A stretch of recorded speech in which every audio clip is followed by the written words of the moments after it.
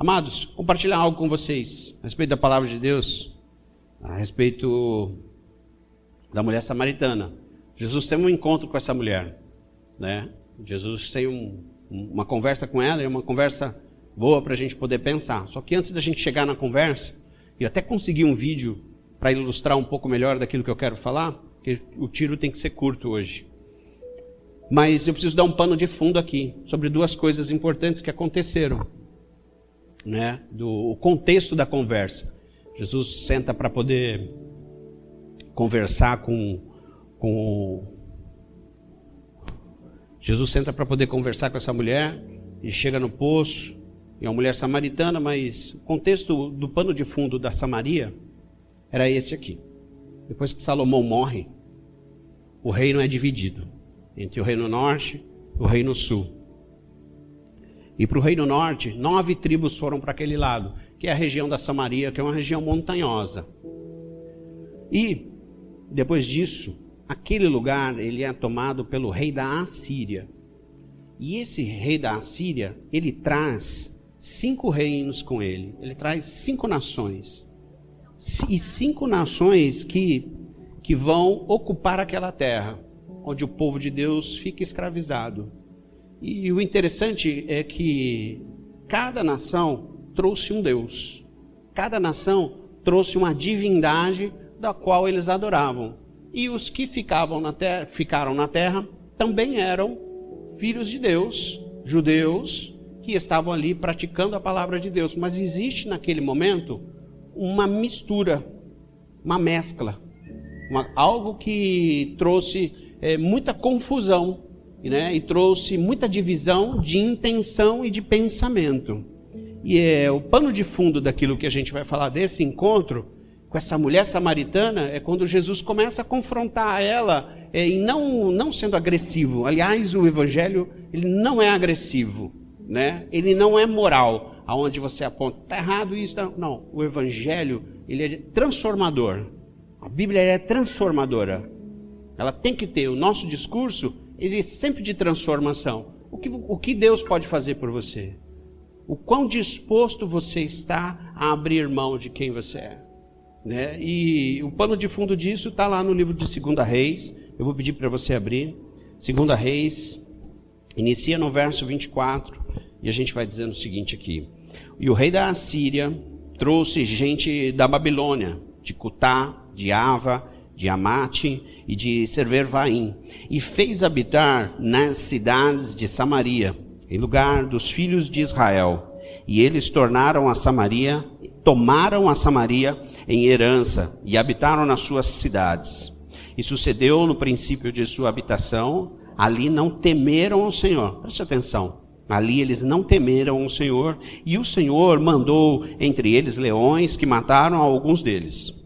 Por isso, falaram ao rei da Síria, dizendo: a gente que transportaste e fizeste habitar nas cidades de Samaria, não sabe do costume do Deus da terra. Assim mandou leões entre eles, e eis que matam, porquanto não sabe o culto de Deus da terra.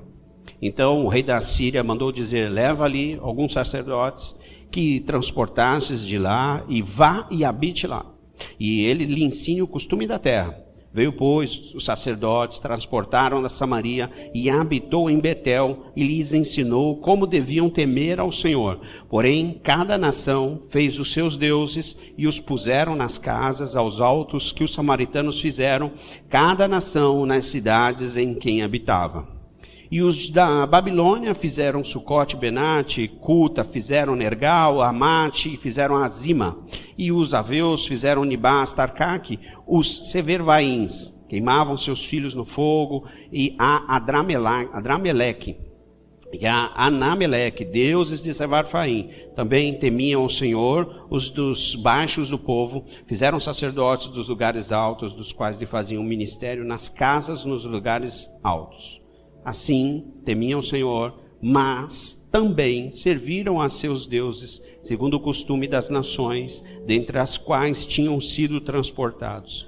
Até o dia de hoje, fazem segundo os primeiros costumes, não temem ao Senhor, nem fazem segundo os seus estatutos, segundo as suas ordenanças, segundo a lei, segundo o mandamento que o Senhor ordenou aos seus filhos de Jacó, a quem deu o nome de Israel. Bom, história comprida, mas basicamente é isso. O rei da Síria, quando ele entra, ele traz com ele as 5 nações, e essas 5 nações vêm ocupar o mesmo lugar aonde o povo de Deus já estava. Ele toma aquele lugar. E o que Deus faz em defesa do povo de Israel? Deus manda leões, e os leões começam a matar as pessoas. E com a morte dessas pessoas, eles falam, olha, o Deus da terra está enviando leões e o nosso povo está morrendo. Aí o rei da Síria fala, pega então os sacerdotes, leva esses sacerdotes para lá, para que eles possam ensinar ao povo, continuar ensinando o povo a lei do Deus da terra. E assim eles fizeram. Só que o que acontece, irmãos? Acontece que cresce junto a lei do Senhor e cresce junto a lei de cinco nações, 5 deuses, tudo crescendo junto.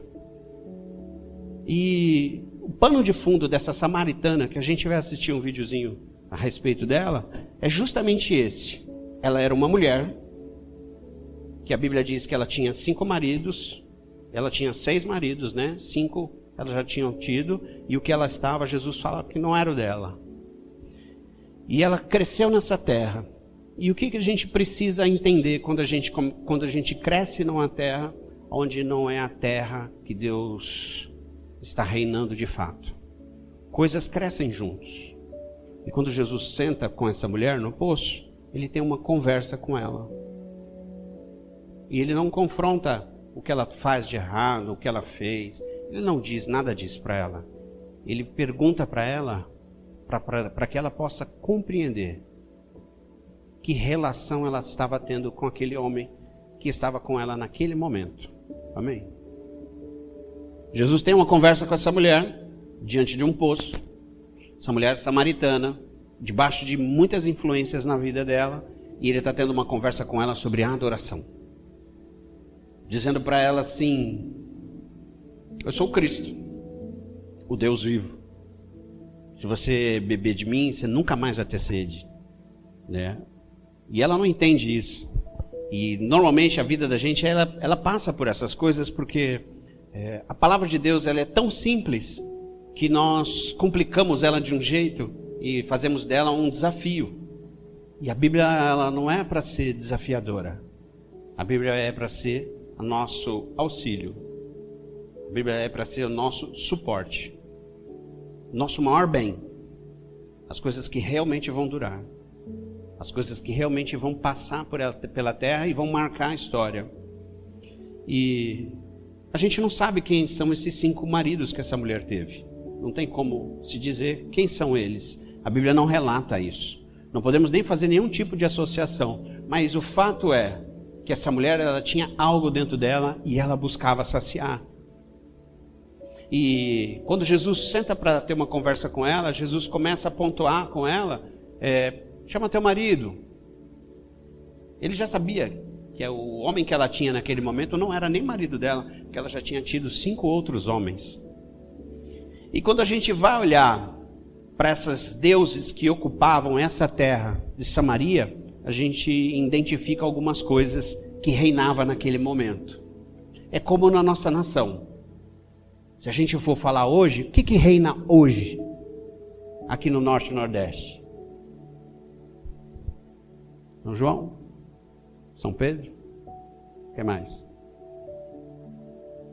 São os deuses que estão na moda nesse momento.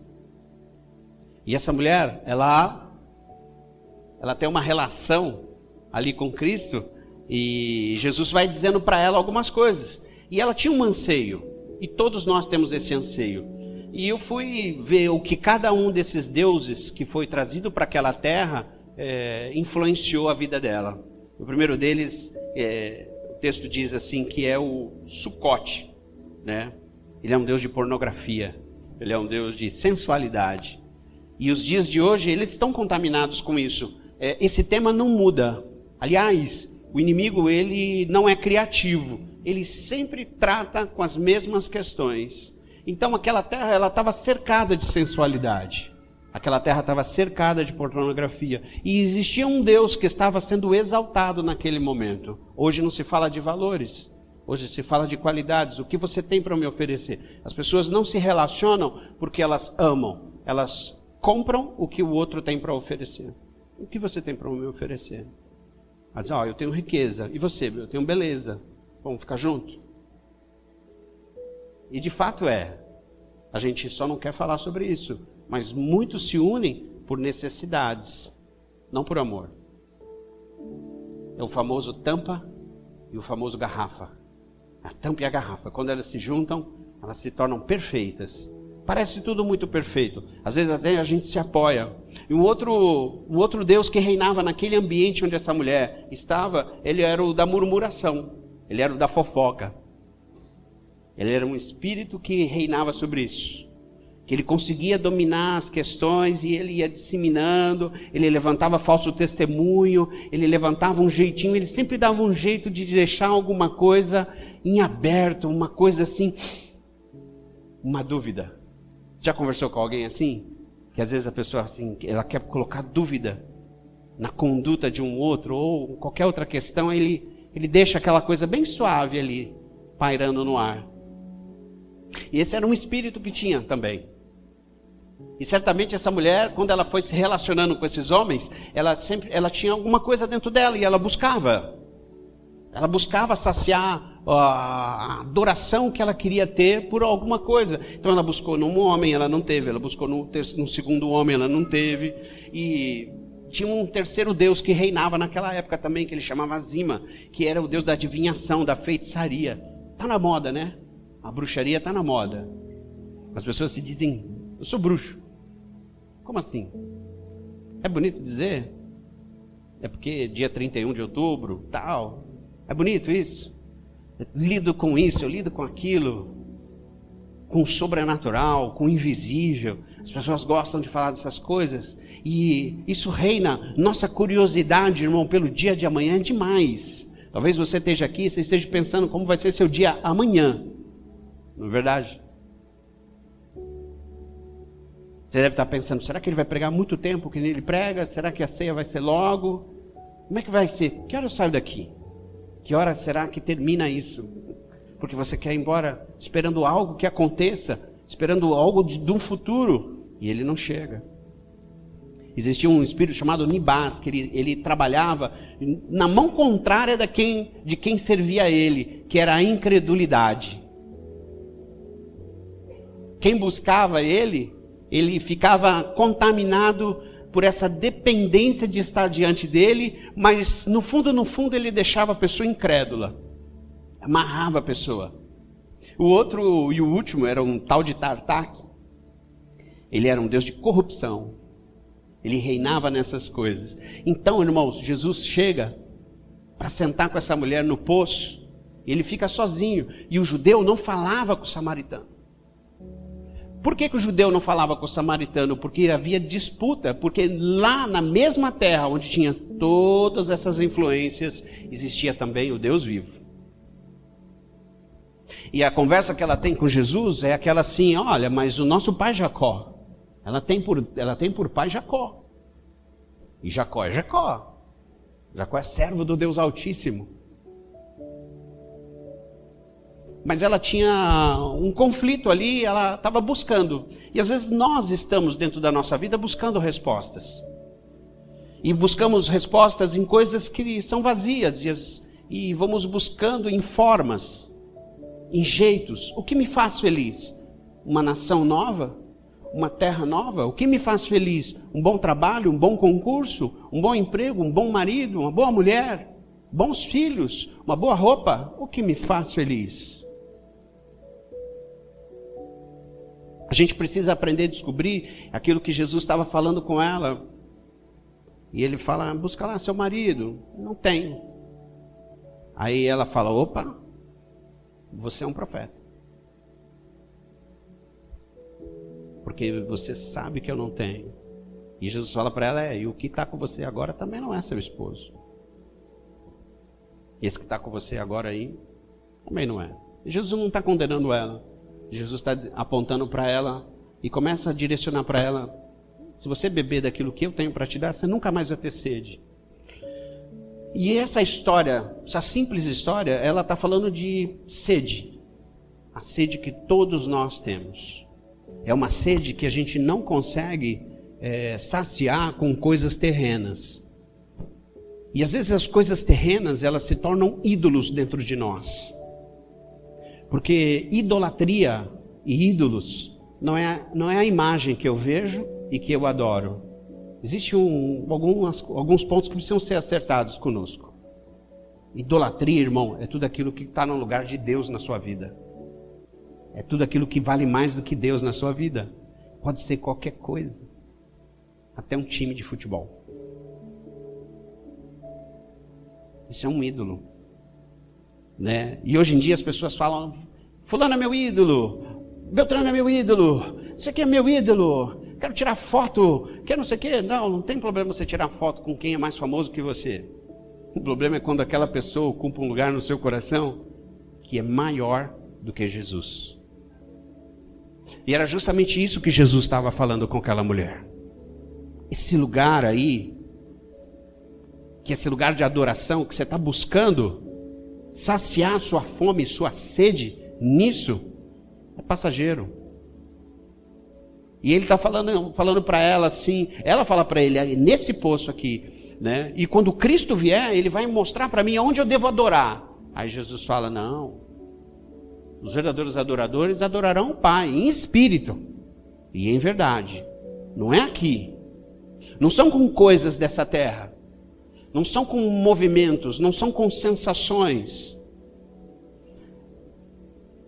E aquela mulher, ela fica confusa e ao mesmo tempo ela começa a enxergar, ela começa a se ver numa possibilidade de estar vivendo algo errado na vida.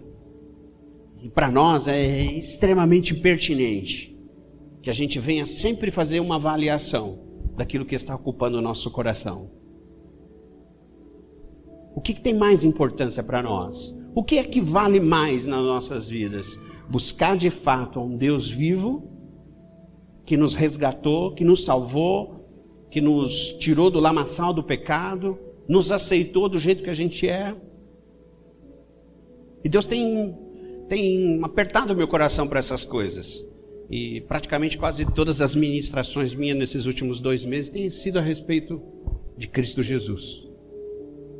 Preço que Ele pagou por amor de você. E eu fui estudar algumas coisas e algumas coisas ficaram bem apontadas no meu coração. Uma delas é que no céu nós vamos continuar adorando a Deus. 2 coisas, aliás, no céu vão continuar, que começam aqui na terra e terminam lá. Aliás, não terminam lá. A primeira delas é a salvação. Nós sempre vamos estar lembrando a Ele: o Senhor nos salvou, o Senhor nos salvou, o Senhor nos salvou. E a gente só consegue, irmão, dimensionar isso se a gente saber o quanto foi pesado para Ele nos resgatar. Porque muitos de nós, depois que somos salvos, a gente entra debaixo de uma cobertura e acha que nós não devemos nos arrepender mais, porque o grande arrependimento diante da cruz já foi feito. Não, irmão, todos os dias você deve se arrepender. Todos os dias nós temos que nos arrepender. Porque a dívida, ela está sobre nós. E é uma dívida que eu e você temos, que é de gratidão para com aquilo que Ele fez. Só se isso estiver em alto nível, você consegue colocar Jesus no centro da sua vida. Senão, irmão, o João, o Pedro e o que mais estiver reinando lá fora vai dominar a sua vida. O Flamengo, o Big Brother, a novela, não importa. O seu filho, que é a coisa mais linda do mundo, às vezes está ocupando o melhor lugar do seu coração. E o lugar, o centro de todas as coisas da nossa vida tem que estar Cristo. o Senhor Jesus. A gente vai ter o momento da ceia, mas a ceia aqui hoje, irmão, não é para nós não esquecermos dele, é para a gente não esquecer do que ele fez por nós. Sento na mesa para cear com vocês, é para eu não esquecer o que ele fez por mim. É em memória dele. Mas ele me resgatou. Não posso esquecer disso. A palavra de Deus fala lá no livro de Apocalipse, no capítulo 5, verso 9. Vou mostrar aqui para vocês. Senhor, cura minha visão. 5, verso 9. Ele diz assim, e cantavam um novo cântico, dizendo: digno és de tomar o livro, de abrir os seus selos, porque foste morto e com o teu sangue nos compraste para Deus e todas as tribos e língua e povos e nação. E para o nosso Deus nos fizeste reis e sacerdotes e reinaremos sobre a terra. E olhei e ouvi uma voz de muitos anjos ao redor do trono, e dos animais e dos anciãos, e era um número deles milhões, de milhares de milhares, que com grande voz diziam: digno é o Cordeiro que foi morto de receber o poder, riqueza, sabedoria, força, honra, glória e ações de graça. Isso aqui é céu. Isso aqui é a celebração que vai acontecer no céu, onde eu e você vamos estar presentes. E quando você chegar lá no céu, você vai encontrar adoração. Vai encontrar de fato quem está entronizado. Cristo Jesus. O verdadeiro, único Deus. Entronizado no centro de todas as coisas. E é isso que eu anseio no nosso coração, que Ele domine tudo nas nossas vidas. Que Ele seja o motivo do meu trabalhar, que Ele seja o motivo da minha oração, Ele seja o motivo do meu caminhar, do meu falar. Não é para você poder perceber algo em nós, em mim, nem no seu irmão, mas para que Jesus seja o centro de todas as coisas na sua vida. No livro de Apocalipse também, lá no capítulo 7, fala assim que nós vamos celebrar a salvação. No verso 9, 7 e 9 diz assim: depois dessas coisas olhei, e eis que uma grande multidão, o qual ninguém podia contar, e todas as nações, e tribos, e povos, e línguas, aos que estavam diante do trono, e perante o Cordeiro, trajando vestes brancas, e com palmas nas suas mãos. No 10, clamavam com grande voz, dizendo: salvação ao nosso Deus, que está assentado no trono e no Cordeiro. Nós precisamos reconhecer isso. Se você não consegue reconhecer isso, você não consegue desenvolver uma relação. De saber que Ele é o centro. E essa mulher samaritana, ela estava tendo uma crise, porque ela estava ali influenciadíssima pelo meio.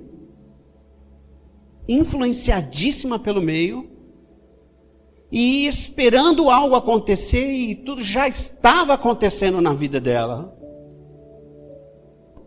Já estava rolando, o Senhor já se fazia presente. Ele já estava ali fazendo todas as coisas acontecerem. E ela está tendo uma conversa com o próprio Deus, e ela nem imaginava que ela falava com Cristo. Vai ver bastante gente hoje, né? Suja aqui.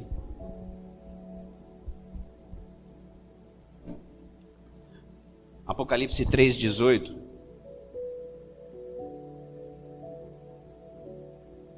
Diz assim: aconselho-te. Jesus dá um conselho. Lá no final. Ele diz assim: aconselho-te que de mim compres ouro provado no fogo, para que te enriqueças, e roupas brancas para que te vistas, e não apareça a vergonha da tua nudez, e unja os teus olhos com colírio para que vejas. 3 coisas Deus fala aqui: compra de mim ouro fino. Ouro que foi provado no fogo. E esse ouro, irmão, nada mais é do que o conhecimento da palavra de Deus. Porque conhecer a palavra de Deus, ela transforma a sua vida.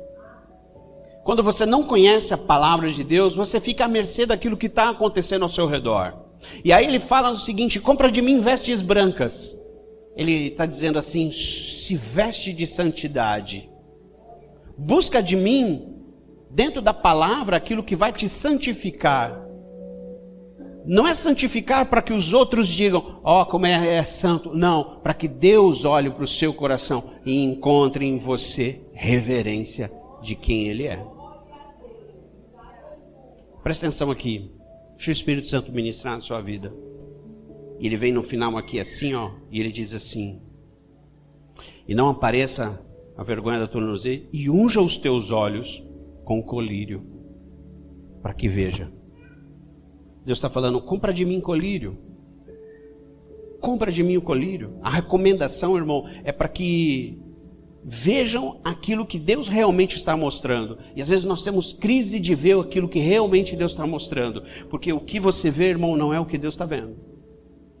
E essa é a dificuldade. Por isso que Deus fala assim: compra de mim colírio. Olha, compra de mim o ouro refinado no mais puro fogo. Compra de mim vestes brancas, para você perceber que você precisa ser santificado. Aí ele fala: pega o colírio, compra de mim e passa nos teus olhos para que você veja. Isso aqui é Apocalipse, irmão, é o final de todas as coisas. Se a gente voltar um pouquinho para trás, a gente vai perceber que ele está falando com uma igreja que não é qualquer igreja, não. Ele diz lá no verso 15 assim, ó, volta só um minutinho, nem falei para eles isso.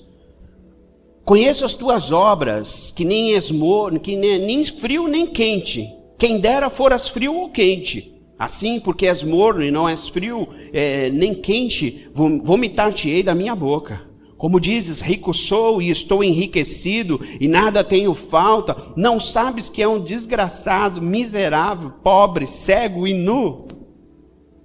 Aí ele vem e fala: compra de mim ouro.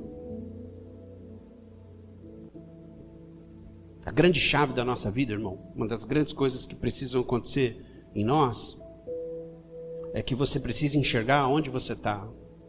A samaritana não sabia onde ela estava. Ela estava buscando alegria, prazer em tudo que estava em volta dela, menos na relação com o Deus vivo. Menos na relação com Deus vivo. Ela apontou para o norte, apontou para o sul, ela apontou para todos os lados ali, e ela recebeu influência. A gente não sabe quem eram os maridos. Sabe, irmãos, você nunca vai conseguir entrar num lugar onde Deus está querendo fazer coisas, se você não souber onde você está primeiro. Existe um lugar, presta atenção aqui, deixa Deus falar. Se você não gravou nada do que eu falei, grave isso. Existe um lugar aonde Deus quer te levar para fazer algo na sua vida. Existe um ambiente, aqui, escuta. Existe um ambiente pronto. Pronto. Por Deus, para você e para sua casa. Só que para você chegar lá, você precisa saber onde você está. E saber onde você está, irmão, não é a localização geográfica. É saber em que nível de espiritualidade você está. O quanto você precisa reconhecer que aqueles que têm reinado na sua vida são os ídolos terrenos e não o nosso Deus. E aquela mulher, ela precisava se encontrar, porque ela estava querendo adorar, e esperando que a adoração fosse acontecer num outro lugar. Mas era ali, era naquele momento. E grave isso, esse aqui é o melhor momento da sua vida. Esse é o melhor dia da sua vida. O melhor tempo da sua história é o dia de hoje. Porque amanhã, irmão, você não sabe se você está vivo. Esse é o melhor dia. Hoje é o melhor momento de você realmente ter uma transformação. Esse é o tempo onde Deus está querendo que você perceba as coisas do jeito que elas são. E é muito comum. Tem um texto que diz assim, ó, você repara no cisco no olho do seu irmão, mas não consegue enxergar a trave que está no seu. Para pensar, irmão. eu olho daqui, eu estou vendo o Andrezinho ali. Aí eu estou olhando, estou vendo, ei, agora com óculos, tem um cisco aí no seu olho, hein? Mas eu consigo enxergar o mínimo nele, mas eu não consigo perceber o tamanho da trave que está na minha cara, na minha frente. Porque simplesmente eu não quero lidar com isso agora. Você querer viver o evangelho de um jeito genuíno, você vai precisar encarar a si mesmo. E era isso que Jesus estava tentando dizer para aquela mulher.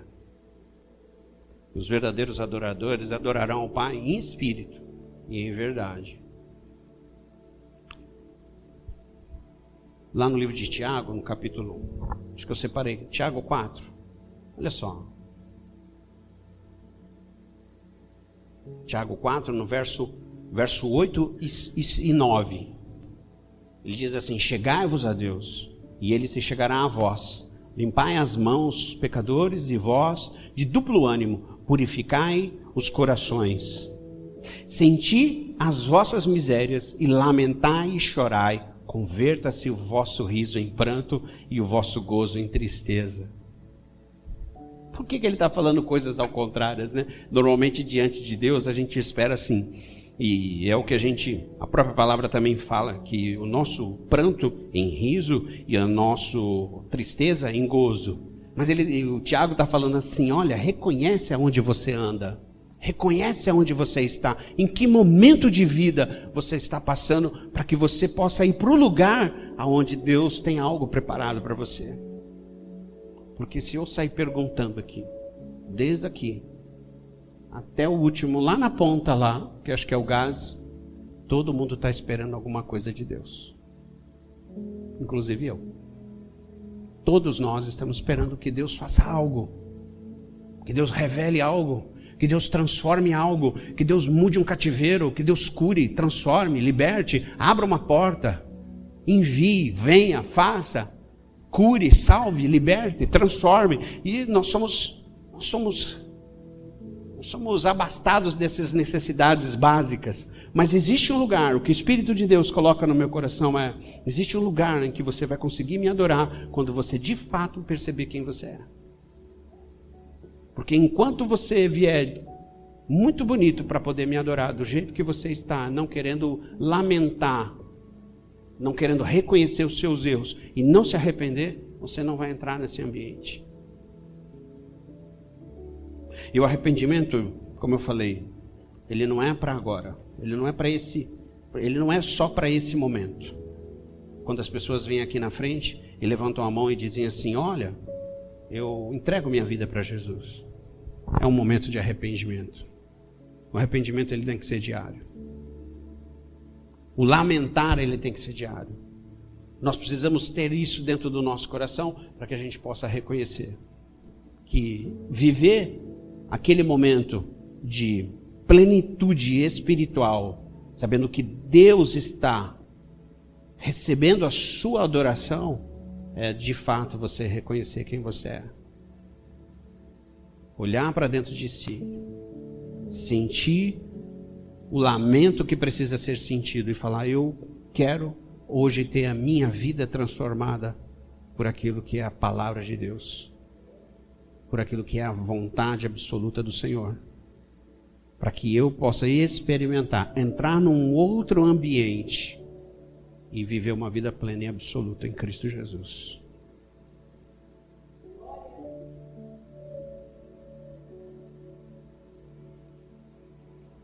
Existe uma coisa muito forte, e a gente pensando ali nessa palavra, que aquela mulher ela fala assim, que aquele poço era do pai Jacó, certo? Ela conhecia quem era Deus, mas ela vivia debaixo de uma religião, ela vivia debaixo de um aprisionamento, onde existe um formato em que você tem que se adequar ao formato. E se você não for igual a todos, você não faz parte. Você não pertence. Aquele sentimento de pertencimento. E a religião, ela tem matado o evangelho às vezes. Porque eu percebo que cresce mais a religião evangélica do que a fé evangélica. A fé no evangelho, do qual a gente sabe que por aquilo que ele fez, é por aquilo que ele fez, pelo preço que ele pagou, ele me recebeu e é por isso que eu obedeço a ele. E a religião, ela diz totalmente ao contrário disso. A religião diz, olha, eu obedeço para eu ser aceito. Então eu me visto, eu coloco uma cara boa, eu me barbeio, eu ponho uma saia bem comprida lá embaixo, um coque bem lá em cima, pronto. Então eu pareço. Então agora você é. Não tem nada a ver. Fé genuína, irmãos. O Espírito de Deus quer fazer algo nos nossos corações, chama algo genuíno, de verdade. De verdade. De você sair de uma relação, de um encontro transformado, porque você esteve na presença do Deus vivo. Esse é o tipo de evangelho que quase ninguém prega. Não faz muito sucesso, é bem da verdade, mas é o que muda a história de qualquer homem.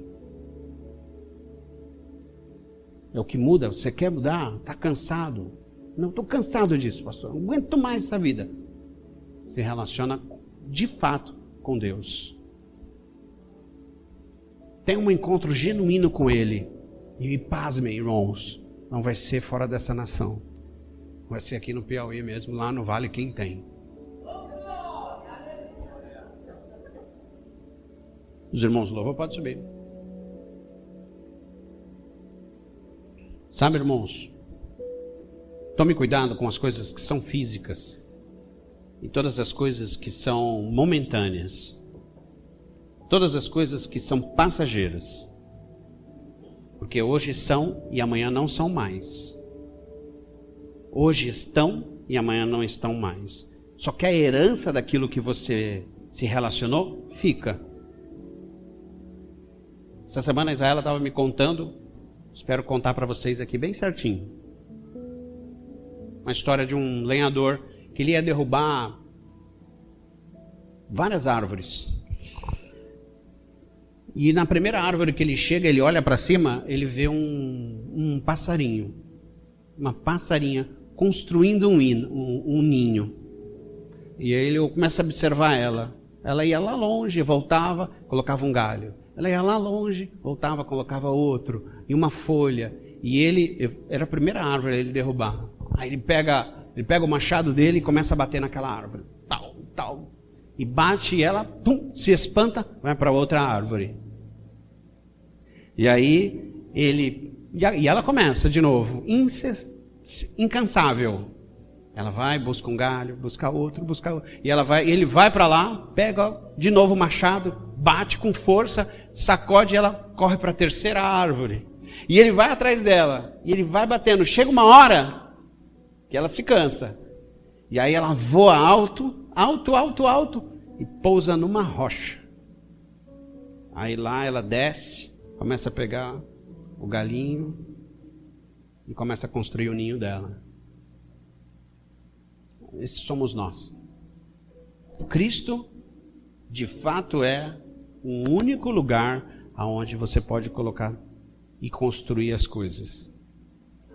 Somente no Senhor, algo que você começa vai permanecer. Os deuses dessa terra, todos eles passam. E vai chegar uma hora que você vai precisar se encontrar com o seu Deus. Você vai precisar se relacionar com Ele. E você vai precisar dizer, bendito seja o nome do Senhor, que me resgatou, que me salvou, que me transformou, que me tirou do lamaçal do pecado, que me livrou da peste. Bendito seja o nome do Deus vivo. E você vai ter que continuar dizendo isso lá no céu. Porque se você estiver lá, e eu espero que você esteja, você vai ter que reconhecer e adorá-lo constantemente, porque só sabe o valor de estar lá quem reconhece hoje o preço que ele pagou.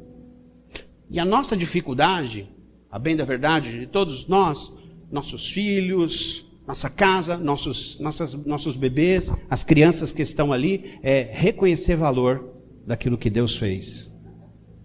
Nós ainda não temos dimensão do quanto foi o preço, do tamanho que foi pago para que você pudesse andar em liberdade. Quando você começa a reconhecer isso, quando isso gera dentro de você um fruto, quando isso é real dentro de você, você abre mão, porque as coisas terrenas começam a perder valor. As coisas momentâneas. O corpo perde valor, o dinheiro perde valor, as relações perdem valor, tudo vai perdendo valor, o carro perde valor, tudo perde valor. Porque de fato você começa, foi Ele quem fez, Ele quem fez, vivo por Ele, vivo para Ele, para adorá-lo acima de todas as coisas. Vamos sentar na mesa, hoje é dia de mesa, vamos sentar para comer com Ele, mas não é para a gente não esquecer, não é para a gente não esquecer como Ele é bom, não, é para a gente não esquecer o que Ele fez por nós. Que essa mesa aqui, irmão, no dia de hoje, esse último mês, esse último dia 30 do mês, seja para a gente celebrar que agora julho é um mês de transformação nas nossas vidas. É um mês onde você se reconhece, olha para dentro de si, né?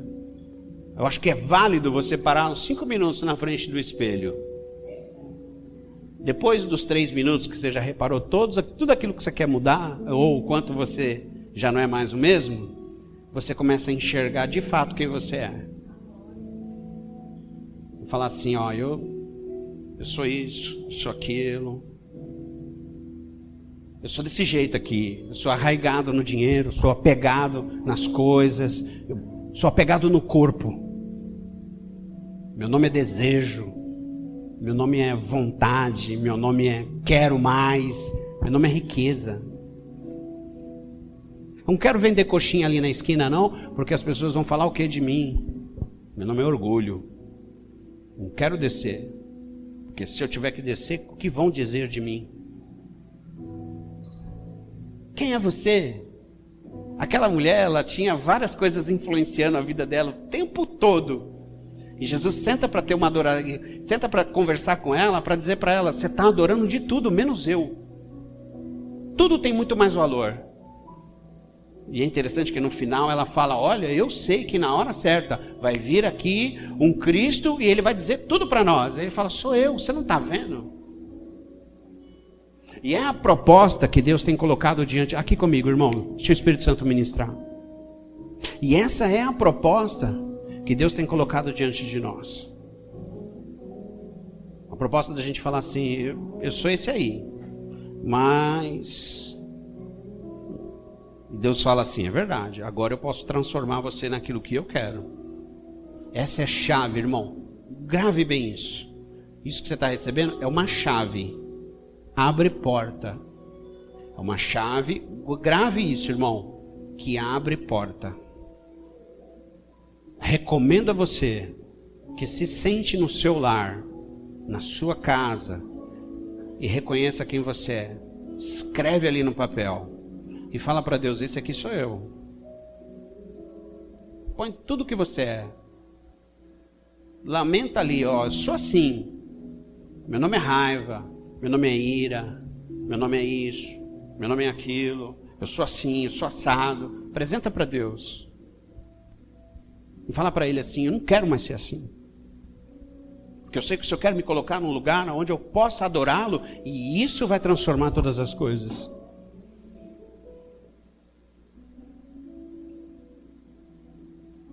Essa mulher, ela teve um encontro que mudou a história da vida dela. E quando você vai estudar um pouquinho mais de teologia, o judeu não falava com o samaritano por nada. Tudo divergia. Primeiro que eles estavam zangados porque eles tinham ocupado a terra. Discutiam, brigavam por causa de poço. Esse poço é do pai Jacó. Não, esse poço é nosso. Tudo dava confusão. Tudo dava confusão. E aí Jesus fala assim, não, eu vou passar em Samaria. O versículo diz que nós pregaríamos o evangelho. Grave bem isso. Samaria e até os confins da terra. Em todos os lugares, Deus sempre vai parar e sentar com alguém para poder dizer, olha, como é que está a sua vida? Está tudo bem com você? E eu estou apaixonado por isso, porque cada vez que eu vejo que Cristo fala, Ele não aponta pecado. Ele diz assim, como é que está a sua vida? E Ele faz a pergunta certa. Cadê teu marido? E ela já estava passando pelo cesto. Na hora que iam matar aquela mulher, né, iam apedrejá-la, ela num outro momento, aí Ele fala, ó, faz o seguinte, quem nunca pecou, tira a primeira pedra. Jesus não acusa você. O diabo te acusa. A igreja não te acusa. Essa aqui não é para acusar. Se eu souber que acusar, que acusou, aí o negócio esquenta. Nós não vamos te acusar. Nós vamos te orientar para você sentar com o seu pai, ter uma conversa com ele, para ele dizer para você o quanto ele quer que você seja transformado, para que ele possa ter uma relação genuína com você. Amém? Feche seus olhos.